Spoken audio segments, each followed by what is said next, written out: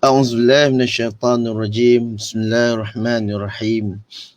الحمد لله رب العالمين، والصلاة والسلام على أشرف الأنبياء والمرسلين سيدنا ومولانا محمد وعلى آله وصحبه أجمعين. قالوا سبحانك لا علم لنا إلا ما علمتنا إنك أنت العليم الحكيم. ولا حول ولا قوة إلا بالله العلي العظيم. Assalamualaikum warahmatullahi wabarakatuh. Bersyukur kita kehadrat Allah Subhanahu wa taala kerana pada malam ini masih lagi kita dapat bersiaran akan seperti biasa dua buah kitab, iaitu kitab Pati Faridatul Faraid yang kita mulakan pembacaan atau muzakarahnya pada malam tadi, dan juga kitab yang kedua iaitu kitab Kashful Ghaibiyah fi Ahwal Yaumil Qiyamah. Jadi insya-Allah pada malam ini kita masih lagi menyambung akan kitab kita. Mungkin nanti insya-Allah pada hari cuti kita akan buat sistem daurah. Daurah ni maksudnya mungkin saya akan bacakan sebuah kitab daripada awal sampai ke akhir. Mungkin kita dalam masa 1 hari ataupun 2 hari. Kita akan buatkan sistem daurah. InsyaAllah saya akan melihat beberapa mungkin kita kata sebagai sebab bila kita baca kitab ni sambil kita saya sendirilah akan boleh membaca juga, ingat balik apa yang kita belajar dahulu. Jadi molek jugalah ada daurah, mungkin kita buat 1 hari ke sebuah kitab saja, kitab kecil bahagian hamish kitab sahaja, insyaAllah. Jadi tanpa membuang masa, kita akan teruskan kepada kitab kita, iaitu kitab Faridatul Faraid. Dan hari ini kita telah sampai pada bahagian masih lagi dalam muqaddimah. Wa qala al-musannifu rahimahullahu ta'ala wa nafa'ana bi'ulumihi fid darain amin amin amin ya rabbal alamin. Wa ala alihi alladhina balaghu ad-darajatil ula bi'uluwi miqdarihi wa ashabihi alladhina bazaghu nujumal huda binasri akhbarih. Dan atas keluarganya yang telah sampai mereka itu kepada beberapa pangkat yang tinggi dengan ketinggian qadarnya. Jadi ini merujuk pada beberapa daripada ahli keluarga Nabi SAW yang mereka diangkatkan darjatnya, dan juga segala sahabatnya yang gilang gemilang hal keadaan penunjuk mereka itu seperti bintang dengan tersebut pada hadisnya. Jadi apakah yang dimaksudkan dengan sahabat? Sahabat iaitu mereka yang sempat bertemu dengan Rasulullah sallallahu alaihi wasallam, dan mereka juga beriman dengan Rasulullah dan mati pun dalam keadaan Islam. Itu yang dimaksudkan dengan sahabat. Sebab ada di kalangan mereka yang mana selepas daripada kewafatan Rasulullah SAW mereka murtad. Jadi mereka itu tidak dipanggil sebagai sahabat lah. Sahabat ialah sempat bertemu dengan Rasulullah, sempat beriman dengan Rasulullah, lepas tu mati pun dalam keadaan Islam. Itu yang dipanggil sebagai sahabat. Dan sahabat ini ialah sebagai ibaratnya adalah seperti bintang yang tersebut pada hadis. Seperti mana yang Nabi SAW telah bersabda bahawasanya ashabi kan nujum. Para sahabat aku itu ialah seperti bintang di langit yang mana dapat memberi petunjuk kepada kita jika kita ingin mengambil petunjuk. Sebab sahabat ni mereka yang terdekat dengan Rasulullah dan ditarbiah secara langsung oleh Rasulullah. Jadi mereka ini banyak mendapat habuan, didikan, tarbiyah daripada Rasulullah. Jadi kalau kita ataupun mereka yang yang berpetunjuk, mengambil petunjuk daripada apa yang ditunjukkan oleh para sahabat, maka orang itulah orang yang beruntung. Itu dimaksudkan dengan hadis tersebut. Kemudian daripada itu, maka inilah pati Faridatul Faraid. Hamba Al-Hajj ni Abdullah Al-Jambui Jala Thailand menghurai dan mengupaskan dia daripada risalah orang tua hamba yang sangat alim dan berkat, yang bernama kitabnya ialah Faridatul Faraid fi Ilmil Aqaid. Dan atas Allah hamba berpegang, dengan limpah kurnianya hamba minta pertambahan. Jadi ini merupakan kita kata sebagai doa ataupun harapan daripada penulis kitab, bahawasanya mohon-mohonlah bahawasanya Allah Ta'ala memberi petunjuk pada beliau, dan juga nanti insya-Allah supaya dia nanti boleh menulis kitab ni dengan pertolongan daripada Allah Subhanahu wa Ta'ala. Jadi seterusnya, jadi dibawanya dengan maksud. Apakah yang dimaksudkan dengan ilmu tauhid? Jadi ilmu tauhid ialah ilmu perhimpunan ilmu i'tiqad yang diambil daripada dalil akal dan juga dalil hadis dan Quran. Jadi kena ingat betul-betul ini kitab ni ditulis supaya menjadi bahan bacaan bagi orang-orang awam.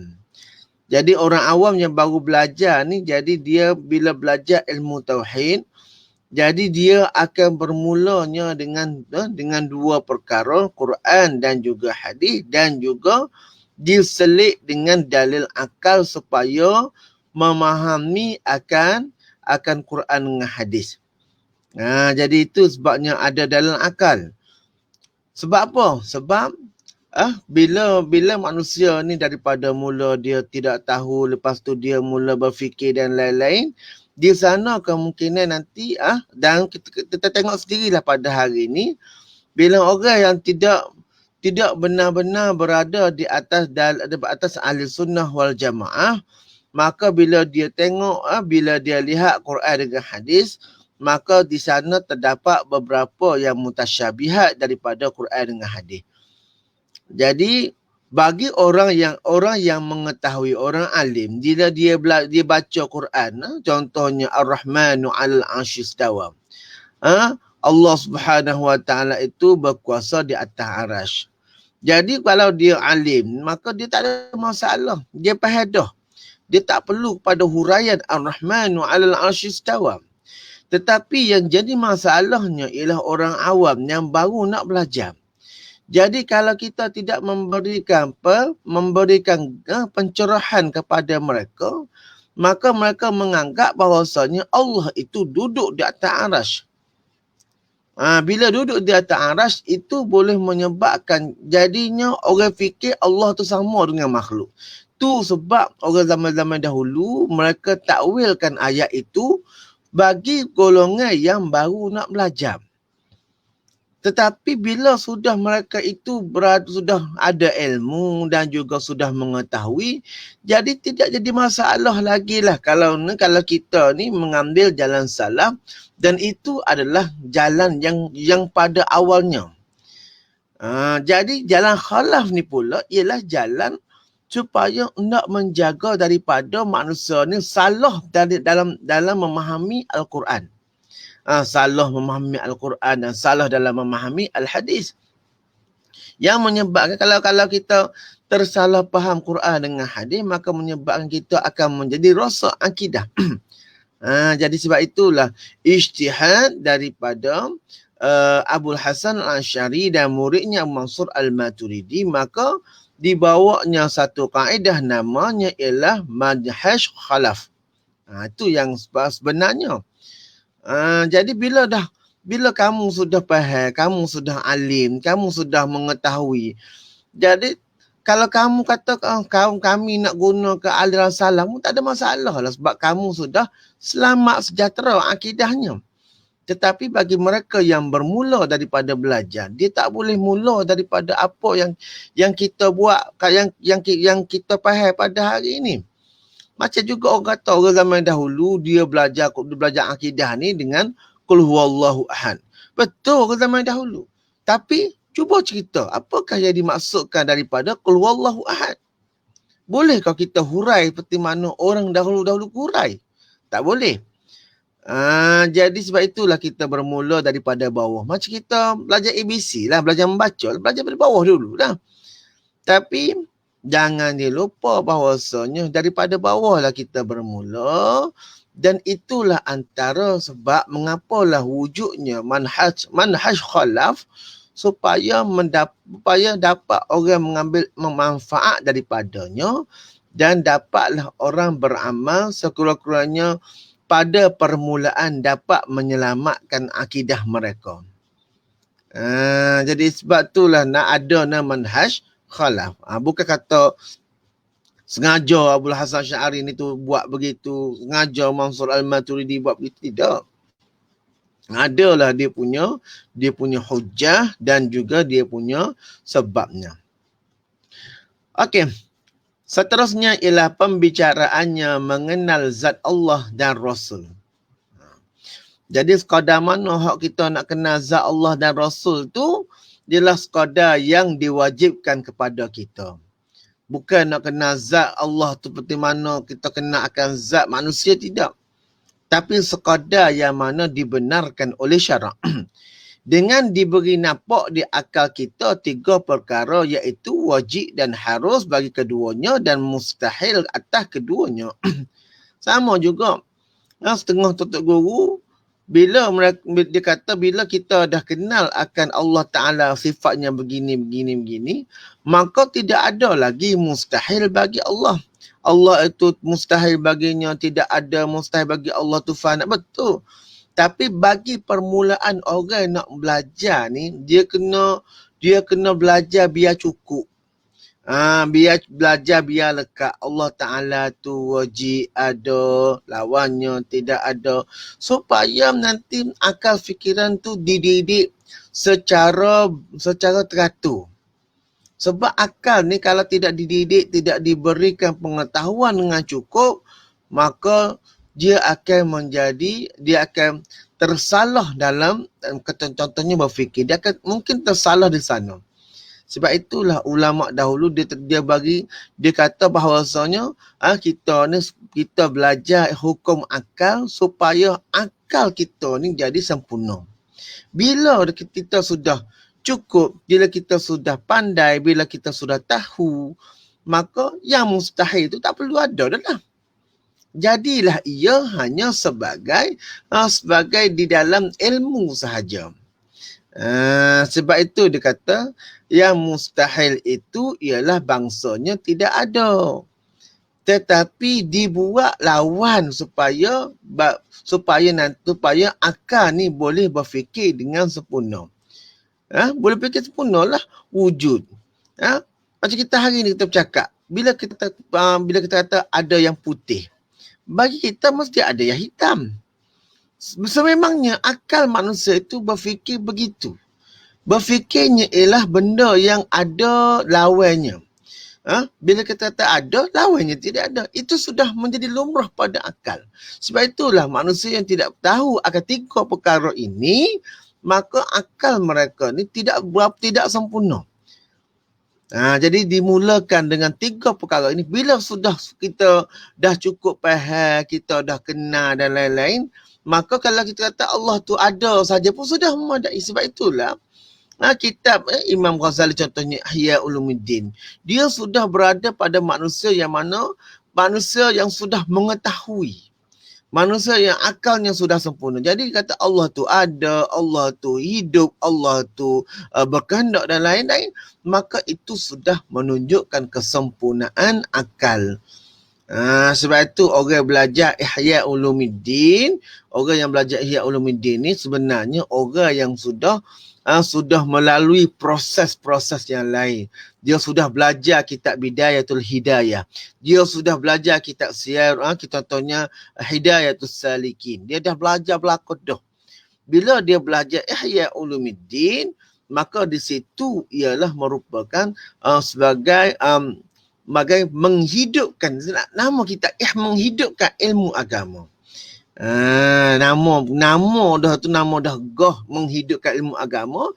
Jadi seharusnya seorang itu mestilah dia sudah melalui proses pembelajarannya dengan lengkap. Daripada bermulanya akidah, barulah bila dia masuk belajar Ihya Ulumuddin, dia akan faham. Dia akan faham dan dia akan nampak. Kalau tidak, dia akan jadi gelap. Sebab itulah ada orang kata Ihya Ulumuddin ni rendah. Saya kata, siapa kata rendah Ihya Ulumuddin ni? Orang yang berkata Ihya Ulumuddin ni kitab yang rendah, orang itu tidak faham sebenarnya apakah dia sebenarnya Ihya Ulumuddin. Kalau dia belajar dengan betul-betulnya Ihya Ulumuddin, maka dia nampak bahawasanya Ihya Ulumuddin ni kitab yang terlalu tinggi. Kalau ikut sebenarnya lah. Sepanjang apa yang saya belajar dahulu, bila kita baca, kita lihat Ihya Ulumuddin, kita akan menjadi hairan. Akal kita menjadi hairan. Sebab apa? Banyak permata-permata yang kita pun tak boleh nak. Kita tak boleh nak jangka, kita tak boleh nak gali. Sebab apa? Terlalu berharga. Gitu. Ibarat mudah. Begitulah. Jadi, dan juga mengetahui barang yang mengajar oleh Rasulullah seperti hari kiamat dan lain-lain. Ini perbahasan ilmu akidah. Sebab itulah perbahasan ilmu akidah untuk memberi kejak kepada hati. Memberi kejak pada hati, sebab nanti bila kamu melalui proses daripada akidah, proses kemudiannya kepada fiqh dan juga proses melalui tasawuf, maka tiba-tiba satu masa nanti ditakdirkan Allah Ta'ala, maka Allah buka akan hijab kamu, maka apa yang kamu belajar sebelum ini, maka dia akan menjadi ainul yakin dan juga hakul yakin. Sekarang ni kita belum kejak lagi, yakin pun tidak lagi, tak siapa lagi. Sekurang-kurangnya bila sampai pada ilmu yakin pun sudah alhamdulillah lah, sudah cukup dah. Sudah memadai. Tetapi nak sampai pada ilmu yakin, prosesnya adalah panjang. Panjang. Okey, faedahnya. Selama-lama dapat kemenangan dan beruntung bagi orang yang tahu dan pandai dengannya. Jadi orang yang belajar, orang yang mengetahui, mempelajari ilmu akidah, dia akan beruntung dan juga sebab tidak sah sesuatu amalan itu kecuali mereka yang mana benar-benar beriman kepada Allah Subhanahu wa Ta'ala. Sebab itu Allah Ta'ala telah menyatakan dalam surah Al-Mu'minun, a'udzubillahi minasyaitanirrajim, bismillahirrahmanirrahim, qad aflahal mu'minun. Telah berjayalah orang yang beriman dunia dan akhirat. Jadi orang yang beriman, jadi dia beriman dengan apa yang dibawa oleh Allah, yang disampaikan oleh Rasulullah daripada Allah lah. Itulah orang yang beriman daripada rukun iman, percaya pada Allah, sampai kepada percaya pada qada dan qadar. Jadi mereka ini, selagi mana mereka berpegang dengan apa yang telah dibawa oleh Rasulullah SAW, maka orang inilah orang yang beruntung. Okey, seterusnya. Apakah yang dimaksudkan dengan ugama? Ugama, bahasa orang dulu, ugama lah. Orang sekarang ni agama. Jadi orang dulu ugama. Ialah perhimpunan hukuman Allah yang diturunkan ke atas lidah Rasul bagi hambanya yang mukallaf yang membawa hukum itu kepada kebaikan dan juga kebajikan hambanya di dunia dan akhirat. Jadi agama ni ialah perhimpunan segala hukum hakam. Bermula daripada akidah, lepas tu dengan fiqh, lepas tu dengan tasawuf. Jadi sebab apa? Perkara itu semua membawa kebaikan dan juga kebajikan bagi hambanya dunia dan akhirat. Bagaimana pula kita nak tahu orang itu beragama? Maka tanda orang beragama yang sebenarnya adalah 4 perkara.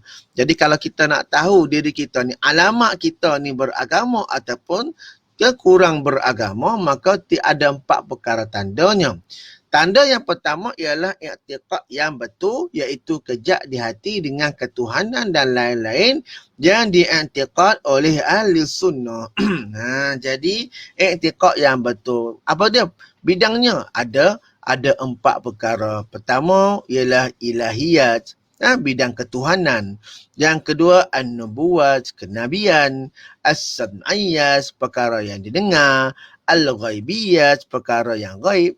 Jadi itulah 4 perkara yang perlu diketahui supaya nanti kejak di hati berkenaan dengan akidah.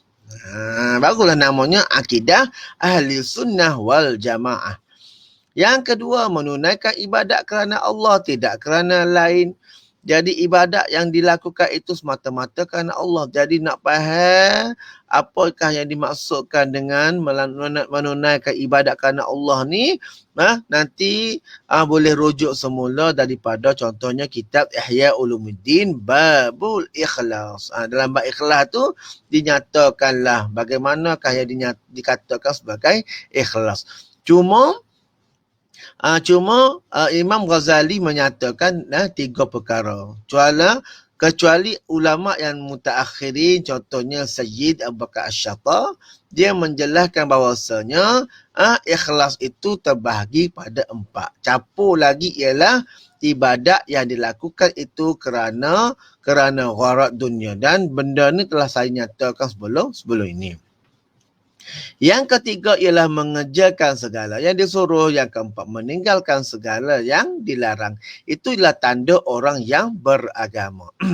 Okey, jadi kalau begitu, agama ni sebenarnya, apakah yang menjadi rukun kepada agama? Rukun pada agama. Tiang kepada agama ni ada berapa? Maka tiangnya ada 3 perkara. Pertama ialah Islam, yang kedua ialah iman, dan yang ketiga ialah ihsan. Itu yang menjadi rukun ataupun tiang kepada agama Islam. Maka apakah yang dimaksudkan dengan Islam? Islam iaitu mengaku dengan tidak fikir bicara oleh lidah seorang dengan betul serta tidak menolak ingkar akan perkara agama yang mudah yang dibawa oleh Rasul, seperti betul 2 kalimah, syahadah dan sembahyang dan lain, kalau tidak ia beramal sekalipun. Maksudnya orang yang Islam ni dia mengaku dengan tiada fikir panjang. Maksudnya tak payah fikir. Dipanggil sebagai ad-daruriyat. Ad-daruri. Bukan benda yang nazari, bukan kena fikir betul ke tak kalimah syahadah dan lain-lain ni. Kalau begitu dia belum Islam.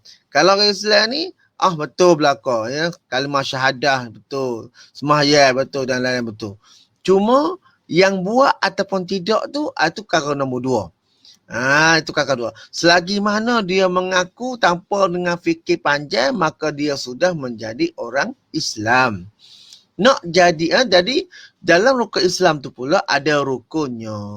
Rukun agama 3. Agama pula Islam pula ada rukunnya pula. Jadi rukun Islam ada 5 perkara. Mengucap asyhadu alla ilaha illallah wa asyhadu anna Muhammadar Rasulullah. Ini tertentu atas kafir yang hendak masuk Islam juga. Begitu juga orang yang murtad daripada Islam, nak kembali pada Islam, dia mesti mengucap 2 kalimah syahadah. Yang kedua, mendiri sembahyang 5 waktu, beri zakat, puasa Ramadan, mengerja haji bagi mereka yang cukup syaratnya. Manakala iman, iaitu mengikut dan menerima hati kita akan sekalian perkara yang membawa oleh Rasul pada kita daripada perkara yang mudah daripada agama. Jadi terima belaka. Selagi mana hati kita menerima, hati kita beriktikad, maka orang itu dipanggil sebagai orang yang beriman. Dan tidak beriman semata-mata mengetahui benar Rasulullah SAW, padahal tiada mengikut dan menerimanya. Maka dengan ini tidak dihukum dengan beriman kebanyakan kafir yang mengetahui bahawasanya Nabi Muhammad itu Nabi Rasul sebenarnya kerana mereka tidak mengikut dan menerima akan tersebut. Ada orang kata betul dia belajarlah Nabi Muhammad itu Rasul terakhir, tapi tidak mahu terima dengan hati. Maka selama dia tidak menerima dengan hati, maka dia tidak dikira sebagai orang yang beriman. Mudah saja benda ni. Jadi itu perkara yang mudah dipanggil daruri. Benda yang payah ni nazari. Rukun iman ada 6 perkara. Percaya dengan Allah, percaya dengan malaikat, percaya dengan segala kitab, percaya dengan segala rasul, percaya dengan hari kiamat, percaya sekalian perkara baik dan jahat semuanya daripada Allah dengan muafakat iradatnya pada sedia kala. Hak ni lah, hak nama ni lah, hak banyak kita gelecah. Banyak orang gelecah sebab apa? Dia kadang-kadang dia menganggap bahawasanya yang baik itu daripada Allah, hak tak molek itu daripada dia. Akhirnya itu adalah sudah jadi gelecah. Sebab itulah orang-orang zaman dahulu dia kata yang baiknya daripada Allah, yang tak moleknya daripada dirinya sendiri, hakikatnya daripada Allah Ta'ala jua. Itu nak selamatkan akidah. Kalau dia kata hak baik daripada Allah, hak tak baik daripada dia, maka sudah ada 2 kudrat di situ. Nanti kita akan tengok dalam bab wahdaniyah. Dalam bab wahdaniyah, kalau kita kata hak baik daripada Allah, hak tak baik pada kita, maka sudah ada 2 sifat kudrat situ. Hak molek Allah, hak tak molek kita. Jadi sudah tidak ada lagi wahdaniyah. Jadi faham-fahamlah sendiri. Ihsan, iaitu buat baik dengan ikhlas. Arti beribadat kita kepada Allah seolah-olah kita lihatkan dia. Macam mana pula kita nak lihat dia? Kita pun tak kenal, kita pun tak kenal dia. Dia bukan macam manusia. Jadi bagaimana? Sebab itulah kita disuruh supaya belajar akidah biar betul dulu. Sekurang-kurangnya kita walaupun kita tak tahu zat Allah Ta'ala betul bagaimana, sekurang-kurangnya kita kenal sifat dia bagaimana. Sebab sifat dia bercerah tangga daripada zat Allah Subhanahu Wa Ta'ala. Tak bercerah. Maksudnya, kalaulah kita hari ini kita sembah Allah Subhanahu Wa Ta'ala sebab kita tahu bahawasanya Allah bersifatnya ada dan seterusnya sampai ke akhir, mudah-mudahan kita sudah beribadat dalam rangka kita ibadat itu, ibadat kita itu tidak ada yang lain kecuali Allah Ta'ala sahaja. Itu yang dikatakan sebagai seolah-olah kita lihatkan dia. Maka tidak patut kita beribadat kerana lain daripadanya, padahal kita telah tahu bahawasanya Allah Ta'ala sama melihat akan amalan kita. Dan ihsan ini syarat bagi sempurna Islam dan iman, maka tidak sempurna keduanya kedua-dua ini melainkan dengan ada ihsan. Dalam bab iman pun perlu ada ihsan, dalam bab Islam pun perlu ada ihsan. Siapa kata ihsan itu hanya perkara yang terasing? Tidak. Dalam akidah kita kena ada ihsan, dalam iman pun kena ada, dalam Islam pun kena ada ihsan. Kedua-dua ni semuanya dibicarakan di dalam kitab Ihya Ulumuddin. Jadi orang yang tolak Ihya Ulumuddin, maka sebenarnya dia telah menolak sumber ilmu yang cukup besar bagi agama Islam. Jadi sebab tu belajarlah sikit, walaupun kita kata belajar kitab Siyarus Salikin pun okey dah, sebab dia nubzah parti daripada kitab Ihya Ulumuddin. Tak boleh belajar banyak pun tak apa dah, sekurang-kurangnya kita tahu sikit sebanyak tentang apakah perkara asasi yang perlu kita tahu mengenai agama kita. Agama kita, apa yang dimaksudkan ruh, apakah yang dimaksudkan dengan muraqabah, apakah yang dimaksudkan dengan ihsan, ikhlas dan lain-lain. Jadi sekurang-kurangnya kita ni mengetahui akan agama kita. Tapi saya sekali hari ini kita lihat jarang sekali orang sekurang-kurangnya dia mengajar ataupun dia mengaji Siyarus Salikin, jarang. Jarang sekali. Hak ni lah hak ruginya kita pada hari ini. Tak apalah, sekurang mudah-mudahan kalau ada masa. Tapi sebenarnya Ihya Ulumuddin Siyarus Salikin saya ada mengajar di sebuah tempat di kajian sana lah. Jadi sebab apa? Sebab saya kata kitab ni kalau tak baca, maka makin lama tidak ada lagi orang nak baca kitab ni, maka makin lama dia akan macamnya orang makin lama makin tak tahulah. Jadi sekurang-kurangnya walaupun kita baca sikit banyak pun, tak banyak pun tak apalah, sekurang-kurangnya orang kenal itu ialah kitab ataupun parti daripada kitab Ihya Ulumuddin. Permulaan yang wajib pada syarak atas orang mukallaf sama ada lelaki dan perempuan bahawa mengenal Allah artinya mengetahui akan segala hukum sifatnya dan segala hukum ketuhanan. Dan mengetahui barang yang bergantung dengan Rasul dan juga tidak wajib mengetahui hakikat zatnya. Tak perlu tahu. Tak wajib kita tahu bahawasanya Allah tu bagaimana. Hak penting sekarang ni kita belajar akidah, kita mengenal Allah Subhanahu Wa Taala dengan selayaknya. Selepas itu kita beramal dengan ilmu yang mana kita belajar dalam fiqh. Dan dalam rangka kita melaksanakan hukum dalam fiqh tu perlu kita menelusurinya dengan ilmu tasawuf, barulah sempurna, barulah jernih kita punya ibadat. Sebab apa?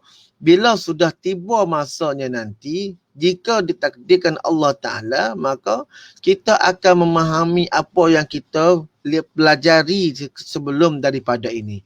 Contohnya, belajar bab semaya kita faham, belajar bab haji pun kita nampak. Patutlah kita kena potong rambut sebab apa? Menunjukkan kita membuang segala sifat yang mazmumah. Itu selepas daripada kita beramal dan kita ihsan dalam amalan kita. Jadi kalau Allah Ta'ala membuka peluang kepada kita untuk kita memahaminya, maka alhamdulillah. Itu ialah rezeki yang tidak terhingga. Tidak terhingga. Dan mengetahui barang yang bergantung dengan Rasul dan tidak wajib mengetahui akan hakikat zatnya kerana yang baru tidak boleh mengetahui hakikat yang qadim. Mana boleh makhluk tahu, makhluk tu nak mengetahui hakikat sebenar Tuhan sebab dia pun benda yang baru, benda yang dibuat oleh Allah. Jadi tak boleh, jadi mustahil kecuali Allah Ta'ala memberi keizinan, beri rezeki pada dia lain. Beri izinan tu lain. Contohnya seperti mana ada di kalangan ulama-ulama, contohnya Imam Abu Hanifah, yang mana dia dikatakan bahawasanya dia pernah bermimpi bertemu dengan Allah Subhanahu Wa Taala. Itu adalah rezeki padanya. Rezeki bagi dia. Lihat Allah tu lihat macam mana? Bukannya lihat macam lihat ada kaki kepada kepala. Dok, melihat akan selayaknya bagi makhluk. Tu ya, iaitu ma yaliku bimakhluk. Benda yang layak bagi makhluk lah lihat Tuhan ni. Bukan tengok Tuhan tu seperti mana hak kita gambar ada mata, ada muka, dok. Sebab itulah mimpi bertemu dengan Allah Ta'ala itu ialah mimpi yang selayaknya. Okey. Pergi lagi. Dan maksud dengan mengenal dan mengetahui itu ialah i'tiqad yang kukuh yang mengenai akan sebenarnya yang dapat i'tiqad itu daripada dalil. Yang dikatakan sebagai makrifat ni ialah i'tiqad yang kukuh. Tu. Yang kedua, yang mengenai akal yang sebenar. Maksud yang sebenar ni ialah bertepatan, selari dengan apa yang sebenarnya. Dan dia tu daripada dalil-dalil yang kukuh. Sama ada dalil nakli dan juga akli. Jadi sebab itulah makrifat ni bukan makrifat maksudnya kita kenal Tuhan ada kaki ada mata, tak. Tetapi mengenal yang selayaknya, yang mana selari dengan apa yang ada di dalam Quran, dalam hadis. Itu yang dipanggil sebagai makrifat. Dan orang yang bermakrifat tu dikenali sebagai al-arif. Orang yang bermakrifat lah. Dan wajib pada syarak atas tiap-tiap mukallaf mengetahui hukum akal yang tiga itu. Wajib bagi Allah dan Rasul, mustahil atas keduanya dan harus bagi keduanya. Ni yang dimaksudkan sebagai wajib pada ataupun perkara ataupun hukum akal. Hukum akal, dan inilah yang sebenar-benarnya yang berlaku bermain di dalam akal kita. Yang berlegal-legal akal kita ni 3 perkara ini. Sebab itulah kata Imamul Haramain, orang yang mana tidak mempelajari akan hukum akal, maka sebenarnya tidak sempurna akalnya. Sebab perkara ini duk berlegal-legal dalam akal seorang manusia. Contoh yang saya sebut tadi lah, bila contohnya ada putih, automatik akal akan kata ada hitam. Jadi benda tu dah sememangnya automatik. Cuma kita nak disiplinkan dia, kita nak aturkan dia menjadi satu disiplin yang tersusun. Maka ulama dulu buat hukum akal ada 3 perkara, iaitu wajib, mustahil dan harus. Jadi sekurang-kurangnya akal kita tu belajar dengan cara yang lebih tersusun. Jadi insya-Allah benar ketiga perkara ini kita akan lihat pada malam esok. Dan sebab kita ada sebuah kitab lagi kita hendak tengok pada malam ini, iaitu Kashful Ghaibiyah. Jadi kita berhenti dulu sampai pada wajib, itu ialah padanya 2 makna. InsyaAllah sambung pada malam esok. Terusnya kita berlihat kepada kitab Kashful Ghaibiyah. Kashful Ghaibiyah, dan semalam kita telah berhenti pada muka surat yang ke-8. Dan pada satu riwayat yang lain pula telah berkata Ibnu Abbas, qala al-musannif rahimahullahu ta'ala wa nafa'ana bi'ulumihi fid darain amin amin amin ya rabbal alamin. Telah menjadi oleh Allah Ta'ala akan Adam alaihissalam, maka kepalanya itu daripada tanah Baitul Maqdis dan mukanya itu daripada tanah syurga, dan 2 telinganya itu daripada tanah Turusina, daripada bukit Turusina, panggil Turusina. Tempat Nabi Musa itu bermukalamah dengan Allah Subhanahu wa Ta'ala, berkata-kata. Dan dahinya itu daripada tanah Iraq, dan segala giginya itu daripada tanah Kausar. Dan tangannya yang kanan serta segala anak jarinya daripada tanah itu Kaabah, moleknya. Dan tangannya yang kiri itu daripada tanah Parsi. Parsi lah, bukan Paris. Baca Paris kan, nanya dia. Parsi. Dan 2 kakinya serta 2 betihnya itu daripada tanah Hindi, dan tulangnya itu daripada tanah bukit. Tanah bukit. Dan uratnya itu daripada tanah negeri Babil. Babil dekat Parsi sana tu lah. Dan belakangnya itu daripada tanah Iraq, dan perutnya itu pada tanah Khurasan, dan hatinya itu pada tanah Firdaus, dan lidahnya itu pada tanah Taif, dan 2 matanya itu pada tanah Haud. Dan tak kala adalah kepalanya itu daripada Baitul Maqdis, jadilah ia tempat akal dan cerdik dan berkata-kata. Sebab itulah jadi kita kena belajar hukum akal 3 tu.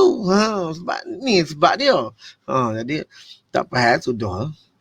Dan tak kala adalah 2 telinga itu daripada tanah Turusina, dan secaya jadilah ia tempat mendengar nasihat. Dan tak kala adalah dahinya itu daripada tanah Iraq, dan secaya jadilah ia tempat sujud bagi Allah Subhanahu wa Ta'ala. Dan tak kala adalah mukanya itu daripada tanah syurga, dan secaya jadilah ia tempat keelokan. Orang kata elok, kalau elok kenapa ada hak tak comel ni? Tak comel pada kita lah, pada sisi Allah Subhanahu wa Ta'ala, semuanya indah berlaku. Dan tempat perhiasan, dan tak kala adalah 2 matanya itu pada tanah Haud, dan secaya jadilah ia tempat membaik-baiki. Dan tak kala adalah giginya itu daripada tanah Kausar, jadilah ia tempat bermanih-manih. Dan tak kala adalah tangan yang kanan itu pada tanah Kaabah, dan secaya jadilah ia tempat berkat. Sebab itulah kita mula dengan tangan kanan. Setengah-setengah perkara lah. Dan tempat bertolong-tolong pada mengejarkan kehidupan, dan tempat bermurah-murah. Dan tak kala adalah tangan kiri itu pada tanah Parsi. Ini betul lah, Parsi. Tambah ya lah. Nescaya jadilah ia tempat bersuci, beristinja lah. Dan tak kala adalah perutnya itu pada tanah Khurasan, nescaya jadilah ia tempat lapar. Dan tak kalau adalah uratnya itu bertanah daripada negeri Babil, jadilah ia tempat syahwat dan tempat tipu daya, dan tak kalau adalah tulangnya itu di bawah tanah bukit, nescaya jadilah ia tempat kekerasan, macam bukit gerah lah. Dan tak kalau adalah hatinya itu tanah daripada tanah Firdaus, nescaya jadilah ia tempat iman. Dan tak kala adalah lidahnya itu pada tanah Taif, nescaya jadilah ia tempat syahadah. Dan tempat tadarru', tempat merendahkan diri, merendahkan hatilah. Dan doa kepada Allah Ta'ala, dan telah menjadi oleh Allah Ta'ala dalam Nabi Adam itu 9 pintu. 9 pintu, 7 di kepalanya itu, 2 mata dan 2 telinganya dan 2 lubang hidungnya dan mulutnya, dan 2 pada badannya itu kubul dan dubur. Dan dijadikan baginya segala panca indera yang 5 itu, perlihat pada mata dan pendengar pada 2 telinga dan perasa pada mulutnya, dan penjabat pada badannya, dan juga pencium pada hidungnya. Pada penjabat ni penyentuh lah, tu panggil jabat. Okey.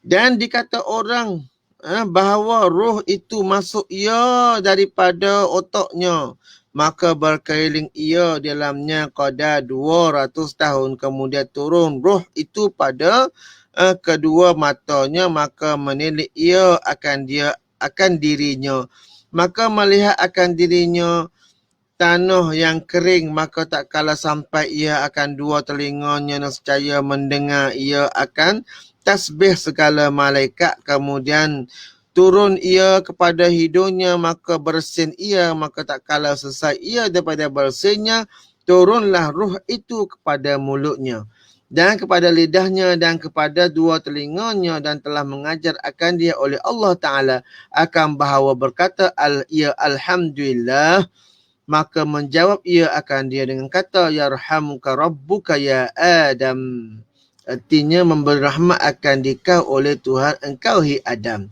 Kemudian turun ruh itu pada dadanya, maka berseru ia hendak berdiri, maka tak tiada dapat akan dia berdiri itu. Bermula demikian itulah firman Allah Subhanahu wa taala, wa kanal insanu ajula, artinya adalah perangai manusia itu sangat bersegera. Jadi tapas itu cepat-cepat nak bangun. Jadi gopohnya.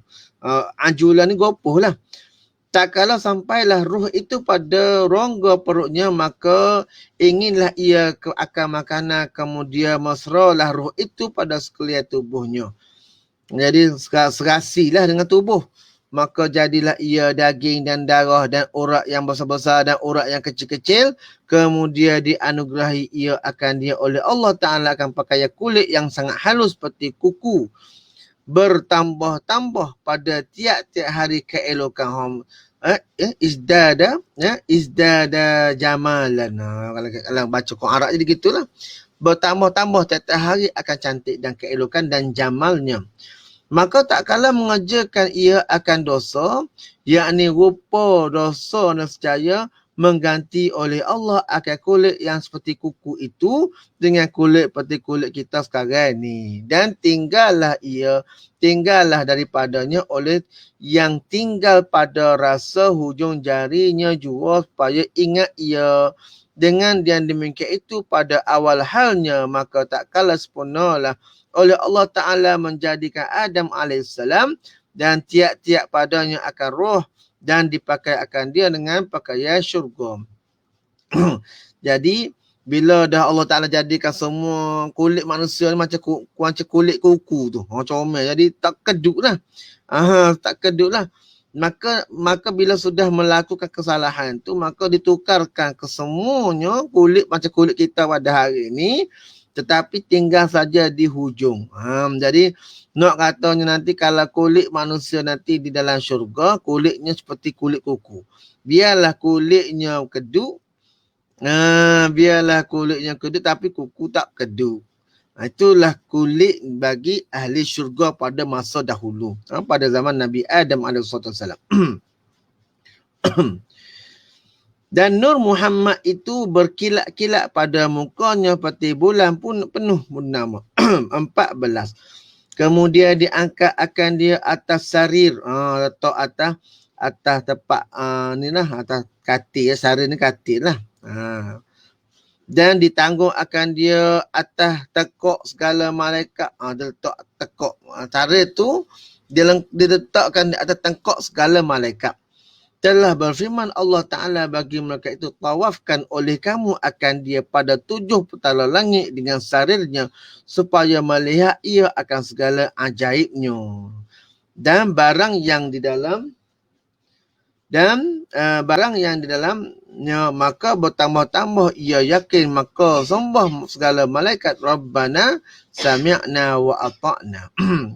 Jadi bila dibawa tu semua rasa ajaib lah. Sebab apa? Rupa Nabi Adam ni, kelakuan Nabi Adam ni terlalu cantik. Lepas tu dengan adanya nur yang disebut sebagai Nur Muhammad itu pada muka. Benda ni semua benda yang kita tak nampak. Kita tak boleh bayar dengan mata. Tak boleh bayar dengan akal. Sebab apa? Sebab benda ni adalah perkara yang di alam ghaib. Jadi kalau kita nak tengok juga kena duduk molek lah, kena duduk betul-betul supaya minta supaya Allah bukakan hijab. Manalah tahu nanti kita boleh naik tengok sendiri apa yang dikatakan, seperti kulit macam kulit kuku dan lain-lain lah. Artinya, hai Tuhan kami, telah kami mendengarlah dan mengikutlah kami, maka ditanggung akan dia oleh malaikat atas bahunya dan dibawa tawaflah ia dengan dia dalam 7 petala langit qadar 100 tahun. Kemudian dijadikan baginya akan seekor kuda daripada kasturi yang putih lagi merebak baunya. Bau semerbak tu. Merbak bau. Dikata orang nama kuda itu Maimun.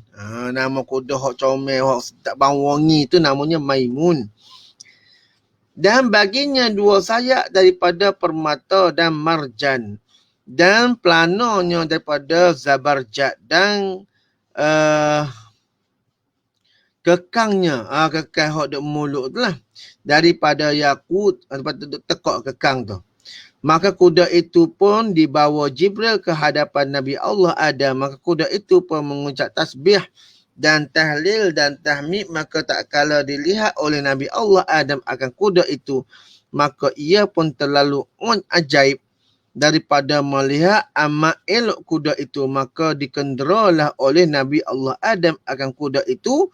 Bermula Jibril memegang kekal dan Mikail dari kanannya dan Israfil daripada kirinya. Maka ia pun masuklah ke dalam syurga yang bernama Jannatu Adnin pada waktu duha. Maka tiada seorang daripada segala malaikat dan unggas dan segala pohon kayu melihat Nabi Adam, melainkan adalah sekalian mereka itu memuji dia. Maka Nabi Allah Adam pun memberi salam pada segala malaikat, katanya Assalamualaikum. Maka disahut oleh segala malaikat, Waalaikumsalam. Maka firman Allah Ta'ala, hei Adam, inilah tahiyat engkau dan tahiyat segala mukmin daripada anak cucu engkau pada barang yang antara mereka itu hingga kepada hari kiamat. Tahiyat maksud ucapan salam lah. Setelah itu maka Nabi Adam pun diamlah dalam syurga. Maka dijadikan Allah akan Siti Hawa daripada tulang rusuk kiri Nabi Allah Adam. Benda ni ada disebut dalam kitab Tafsir Baydawi. Ketika Imam Al-Baydawi mentafsirkan surah An-Nisa. An-Nisa berkenaan tentang Siti Hawa tu dijadikan oleh Allah daripada tulang rusuk kiri Nabi Allah Adam alaihi salatu wassalam. Maka dijadikan Allah akan Siti Hawa pada tulang rusuk kiri maka Nabi Allah Adam, maka adalah Nabi Allah Adam syurga itu setengah hari akhirat jua, iaitu 500 tahun dunia. Ini maka takdir Allah Ta'ala diwaswas oleh syaitan akan dia hingga dimakannya buah khuldi. Buah khuldi ni ialah buah daripada satu pokok di dalam syurga. Kenapa namanya buah khuldi? Kerana buah itu disebut di dalam Al-Quran bahawasanya iblis ni dia memberi nasihat kepada Adam dan juga Hawa kena makan benda ni. Sebenarnya yang dilarang oleh Allah Ta'ala tu ialah kerana takut kamu jadi malaikat au takuna minal khalidin, ataupun takut kamu jadi orang yang kekal dalam syurga. Tu yang dijadikan buah khuldi, sandaran.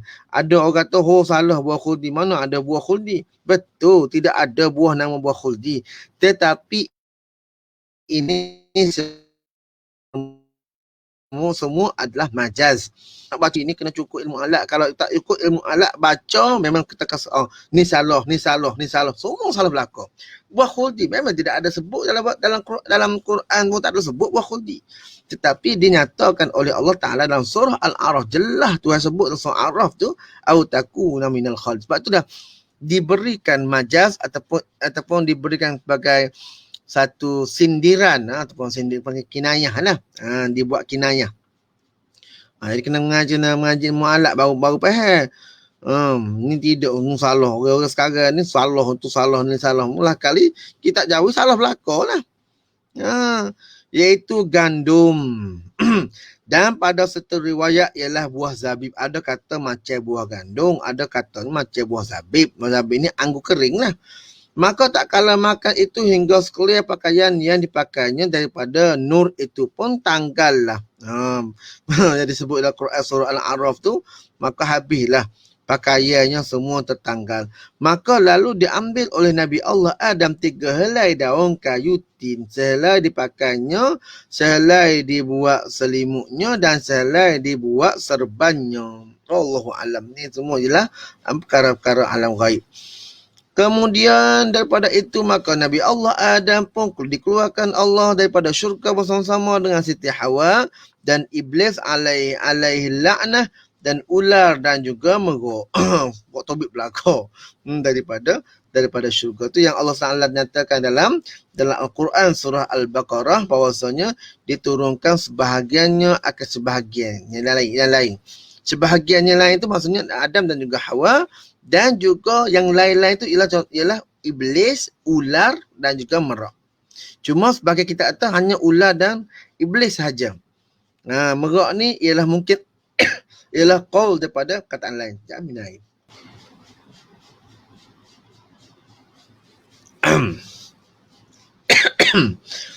Kata Ka'bul Ahbar bahawa diturunkan Allah sekalian mereka itu kepada dunia berlain-lainan tempatnya dan adalah diturunkan Allah Ta'ala akan Nabi Allah Adam ke negara Hindi.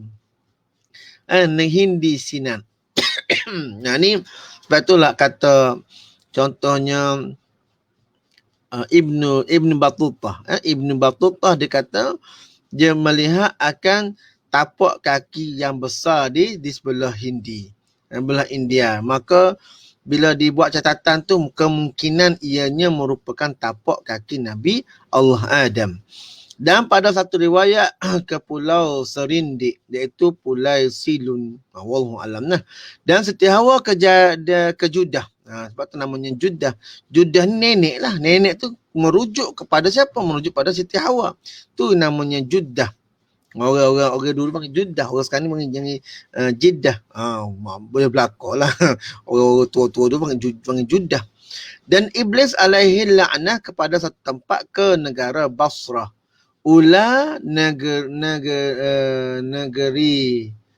Negeri tak jelas dia punya tulisan tu. Nisbin. Wallahu alam lah mana tempat ni. Saya rujuk balik lah, tak jelas tulisan dia ni mana. Dan pada satu riwayat pada negeri Asfahan dan merak ke laut. Setelah itu maka Nabi Allah Adam pun sangatlah duka cita lalu ia menangis kira-kira 300 tahun lamanya.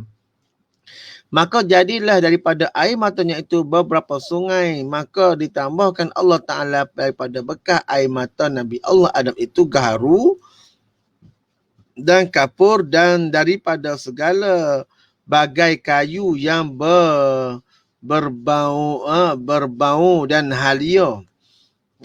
Berbau dan juga halia dan cendana dan juga kayu manis. Jadi benda ni semua duduk di mana? Duduk di negara India.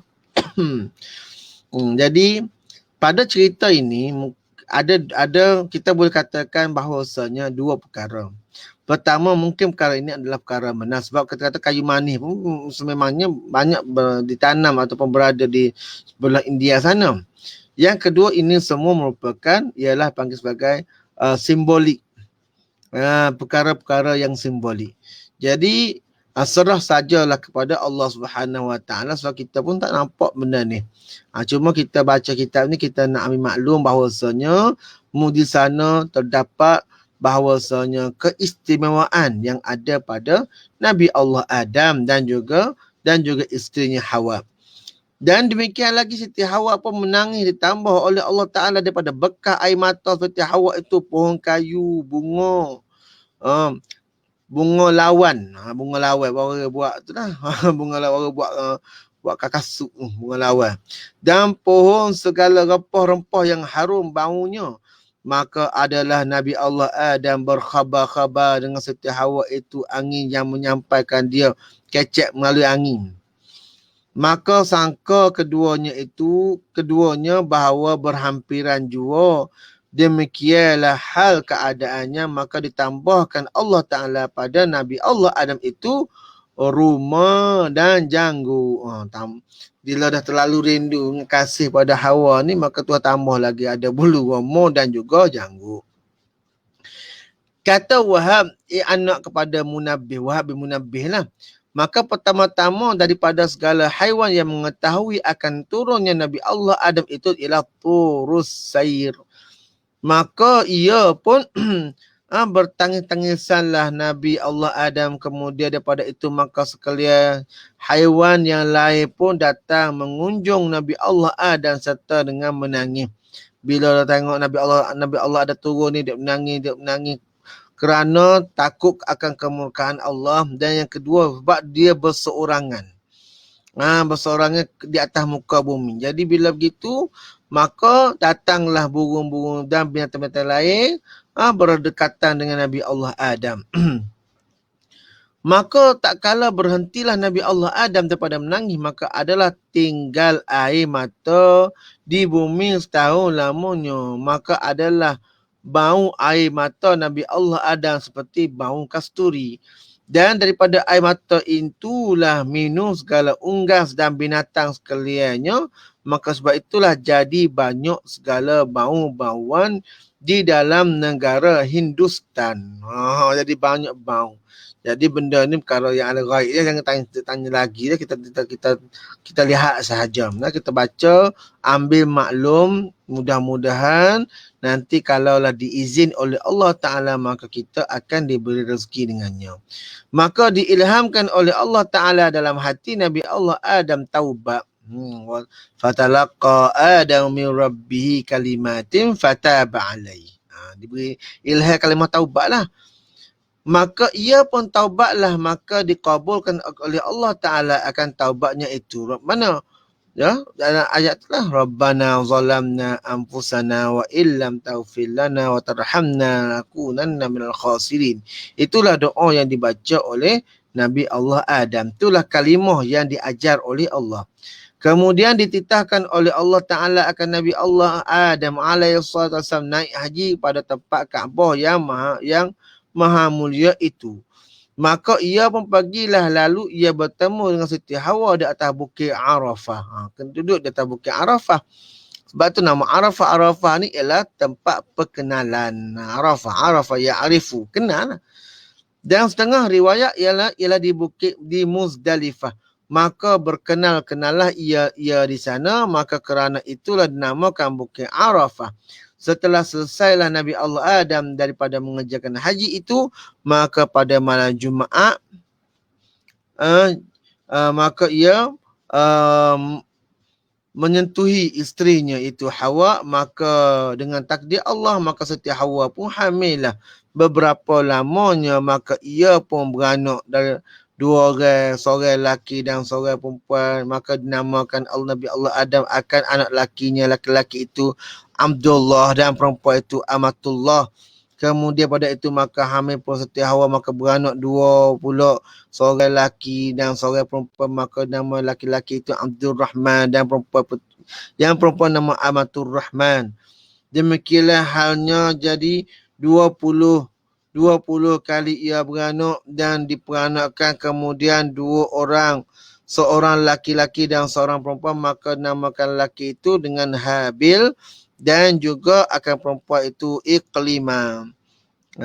Kemudian maka beranaklah pula 2 orang, seorang lelaki dan seorang perempuan, maka namai lelaki itu Qabil dan yang perempuan itu namanya Iqlimah. Setelah itu maka dibunuh oleh Qabil akan Habil itu. Maka firman Allah Ta'ala, hai Adam, yang seorang lagi tu, yang Habil dengan perempuan tu bukan Iqlimah, tu saya cek balik. Sebab yang Qabil tu dia memanglah saudara perempuan dia Iqlimah. Yang bagi Habil tu orang lain, saya tak ingat nama apa. Saya rujuk semula, nanti saya maklumkan semula siapa nama saudara kembar kepada Habil. Lepas tu lepas dah bunuh akan Qabil oleh akan Habil tu, maka firman Allah Ta'ala, hai Adam, janganlah kamu berduka cita bahawa aku hendak anugerahi akan kamu anak laki-laki serupa dengan Habil itu, dan adalah bapa segala Nabi. Maka beranak pula ia seorang laki-laki, maka dinamai akan Syith. Maka tubiklah seorang laki-laki, anak laki Nabi Adam ni, dia bernama Syith, iaitu pada bahasa Arab dipanggil sebagai Hibatullah. Syith tu dalam bahasa mungkin bahasa Ibrani ataupun bahasa lain lah, bukan bahasa Arab. Bahasa Arab ni ialah Hibatullah. Artinya kurniaan daripada Allah. Maka tak kala genaklah umur Nabi Allah Adam 930 tahun, dan pada satu riwayat 1000 tahun, maka diwasiat oleh Nabi Allah akan gantinya khalifah itu Nabi Allah Syith dan menyuruh membunuh Qabil. Maka kerana ia aniaya membunuh saudaranya Habil sebab ia mengambil jodoh Qabil akal isterinya. Maka Nabi Allah Adam pun kembali ke rahmatullah pada hari Jumaat, pada ketika gelincir matahari, mata zuhur lah. Tak kala itu tiada diketahui oleh Siti Hawa akan kematian Nabi Allah Adam itu hingga dilihatnya gerhana matahari. Tak tahu Nabi Allah Adam tu meninggal dunia, tak tengok ada gerhana. Maka ia pun keluar daripada kubahnya dengan terkejut, lalu ia pergi kepada kubah Nabi Allah Adam itu, maka dilihatnya Nabi Allah Adam sudahlah kembali ke rahmatullah. Tak ada dah lah. Maka Siti Hawa pun menangis dengan mengangkatkan suaranya, dan tak kala mendengar oleh Nabi Allah Syith, maka ia pun segera datang serta katanya, hai ibuku, sabarlah Tuhan hamba daripada musibah ini. Maka ditunggu oleh Siti Hawa akan kubur Nabi Allah Adam selama 40 hari lamanya. Maka lalu ia pun sakitlah pula hingga kembali ke rahmatullah. Maka lalu ditanam oleh Nabi Allah Syith akan dia di sisi kubur Nabi Allah Adam atas khilaf padanya. Maka adalah bilangan anak cucu Nabi Allah Adam pada ketika wafatnya itu lebih kurang lah, ialah 40,000 orang laki-laki dan perempuan, dan kecil dan besar. Wallahu ta'ala a'lam. Jadi kita berhenti sampai di situ dahulu. InsyaAllah pada malam esok kita akan sambung lagi pada bab yang ketiga, fi dzikril malaikah wa khalqi malkil maut. Pada bab kejadian malaikat maut, insya-Allah kita akan sambung pada malam esok. Jadi mudah-mudahan segala apa yang kita bincangkan daripada 2 buah kitab pada malam ini, iaitu kitab Fatih Faridatul Faraid dan juga kitab Kashful Ghaibiyah, sedikit sebanyak dapatlah kita akan manfaat daripadanya. Mudah-mudahan biiznillahi ta'ala, insya-Allah. Jadi cukup dahulu untuk malam ini. Mudah-mudahan apa yang kita bincangkan pada malam ini mendapat sedikit banyak faedah daripadanya, dan dapatlah kita beramal daripadanya, insya-Allah. Mudah-mudahan Jadi kita berhenti dulu untuk malam ini. InsyaAllah. Nanti kan saya akan maklumkan seperti mana yang saya katakan semalam. Kita akan mungkin kita akan ada lagi pertambahan kitab insya-Allah. Nimbian kata Ibn Ahmad, betul lah, Nimbian. Saya pun tak nampak jelas nama kitab, nama dia jadi terus bolong sikit. Terus jadi tak jelas. Nimbian tu mungkin Namibia kot. Nimbian tu. Wallahu alam lah. Tu pandai jangkaan saya sajalah. Jadi insya-Allah kita akan jumpa lagi pada masa-masa akan datang. Jangan lupa janji temu kita pada malam esok, insya-Allah masih lagi pukul 9.30 hingga 10.30 dimulakan dengan kitab Faridatul Faraid, dan kemudian kita akan menyusuri dengan kitab yang kedua, iaitu kitab Kashful Ghaibiyah, insya-Allah. Jadi mudah-mudahan dapatlah sedikit banyak manfaat daripadanya. Jadi kita tutup majlis kita pada malam ini dengan membaca surah Wal Asri dan tasbih kafarah. Bismillahirrahmanirrahim. Wal asri innal insana lafi khusr illa alladhina amanu wa 'amilus solihat wa tawasaw bil haqq wa tawasaw bis sabr. Subhanaka Allahumma wa bihamdika asyhadu an la ilaha illa anta astaghfiruka wa atubu ilaik. Jadi kalau orang tanya apa saya tutup dengan surah Wal Asri dulu baru tasbih kafarah, maka jawapannya ialah sebab ada orang baca ada orang tutup dengan tasbih kafarah dan surah Wal Asri. Pertama, saat kita mengambil fadilat pada para sahabat dahulu, bila dia bertemu, maka dia akan berpisah, maka dia akan baca dengan surah Al-Asr. Dan hadis ni adalah hadis musalsal. Yang kedua ialah, kenapa kita mulakan dengan surah Al-Asr, tutup dengan tasbih kafarah?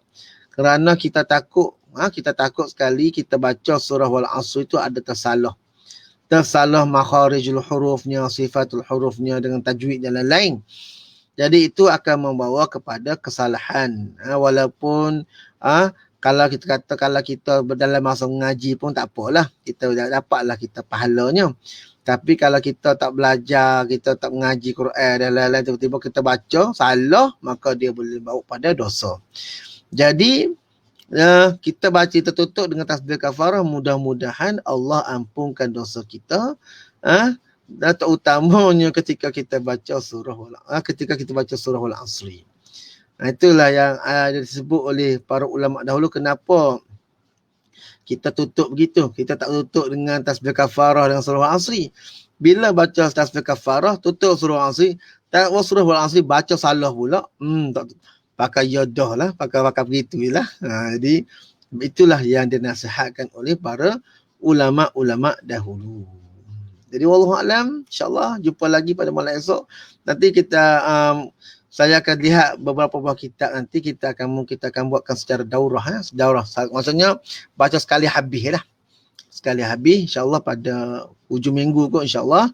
Jadi insya-Allah temu lagi bersiaran daripada Seri Kembangan, Taman Bukit Sedang, Seri Kembangan Selangor. Insya-Allah, mohon maaf. Aqulu qawli hadza wa astaghfirullahal azim wa li wa lakum wa lisairil muslimin wal muslimat wal mu'minin wal mu'minat al ahya'i minal amwat. Assalamualaikum warahmatullahi wabarakatuh.